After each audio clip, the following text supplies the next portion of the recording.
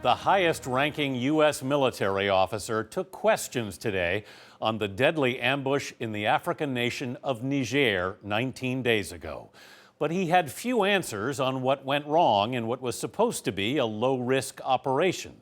4 American soldiers were killed, and among the unanswered questions, why it took 2 days to recover one of the fallen Americans.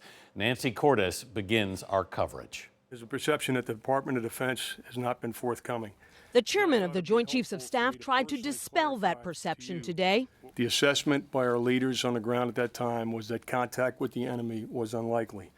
General Joseph Dunford said the group of 12 U.S. service members and 30 Nigerians had been on a military reconnaissance patrol 85 kilometers from Niger's capital city. En route to their operating base, the patrol came under attack from approximately 50 enemy using small arms fire, rocket-propelled grenades, and technical vehicles. He described the enemy as local tribal fighters affiliated with ISIS.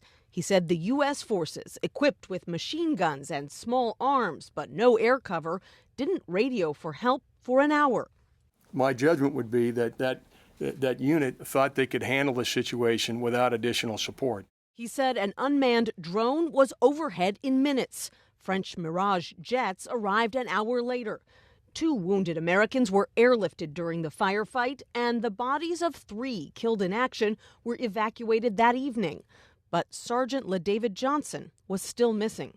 I want to know why it took them 48 hours to find my husband. Johnson's widow, Maisha, told ABC today that she still has not been told where her husband's body was found and why she wasn't allowed to open his casket.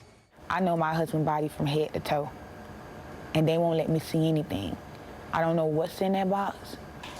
It could be empty for all I know. There are times when we make a suggestion to the family that they may not want to review the remains. At the end of the day, the policy is it's the family's decision as to whether or not they do that.